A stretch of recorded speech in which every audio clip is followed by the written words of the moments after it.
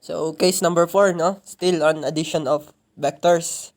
So, in the previous video, we have cases 1 to 3, and now we are on to case number 4, probably the last case.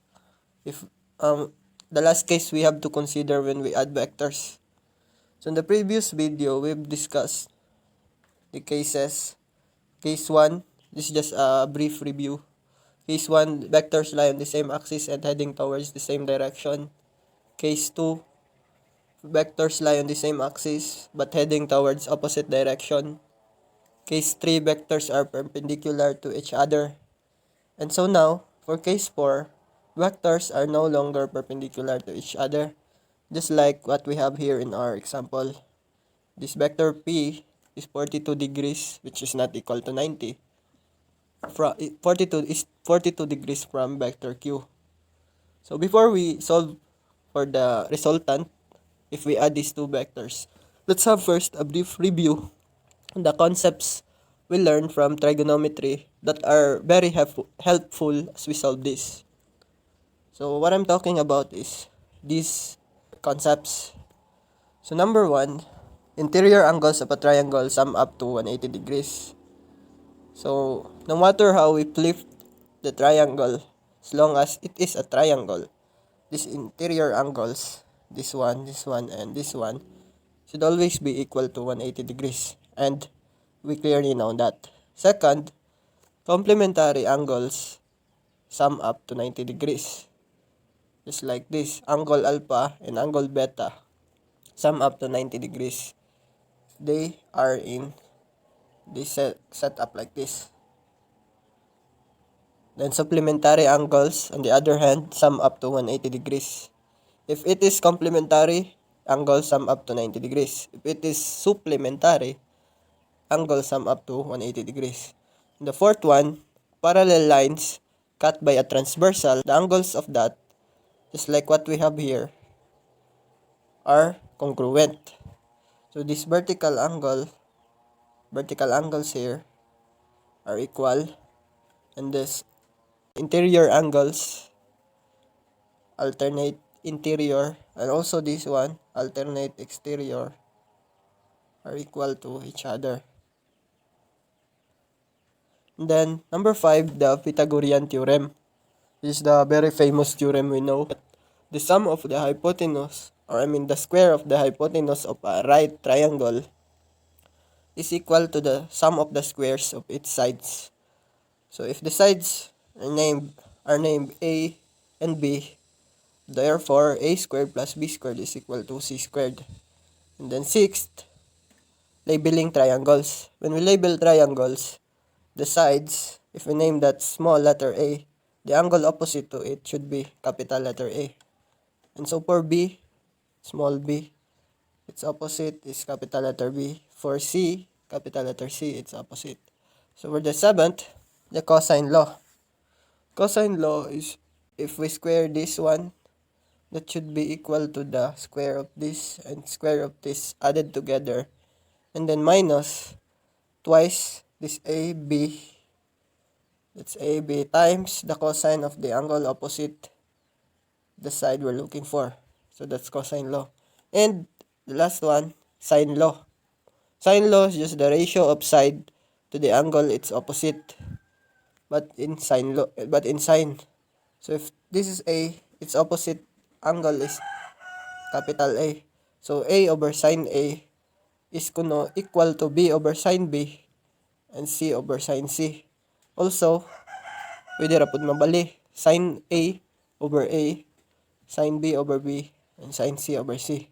But ang dili ra gyud pwede is that if you have sine A, for example, over A, and then you equate it to B over sine B, that will give you error. So these are the concepts we need to remember as we add those vectors. Going back to our problem, if we follow the tip to tail rule, we can move this P, this first vector P here, and move it to the head of the other vector and connect from the starting point of the first vector to the head of the last vector, and that would be the resultant vector R.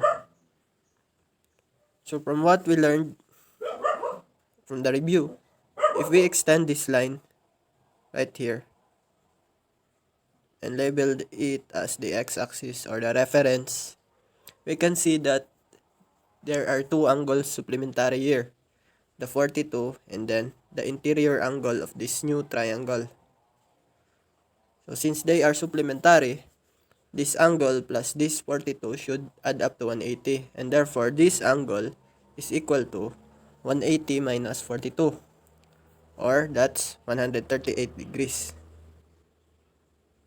So now that we have already this side, then the opposite angle to it, and then the sides of a triangle, we can use cosine law to solve for the magnitude of the resultant.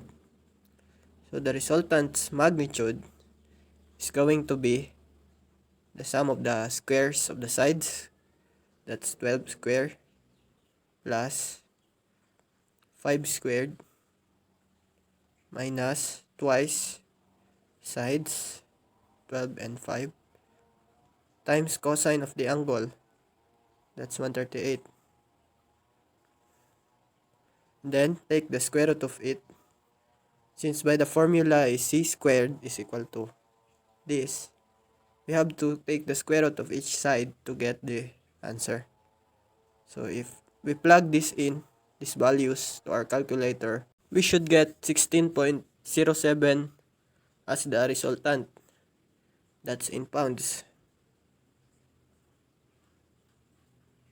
And now, the direction of this resultant from the reference axis we labeled as x, or the x-axis.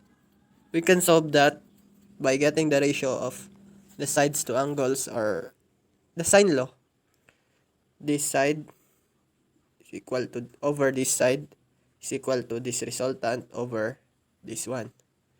So if we do that and labeled it, before that we should label it as theta for the unknown angle, can have sine of theta is equal to the opposite side, which is 5. That's going to be equal to the sine of 138 over the resultant we have, that's 16.07. And now our theta should be sine inverse of 5 sine 138. 5 sine 138 over 16.07.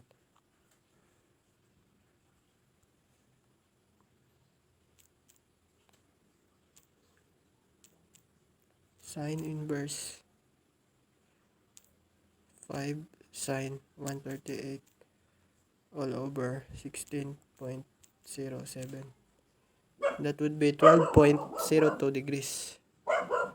12.02 degrees. So our final answer, the resultant vector, if we add P, which is 5 pounds, and Q 12 pounds, 42 degrees from each other, is going to be 16.07 pounds, located 12.02 12.02 degrees from the reference axis. This is in polar notation form. So that's it for this video, and if you learned something on this, please like the video, share this to your friends or classmates, and thanks for watching. Peace out.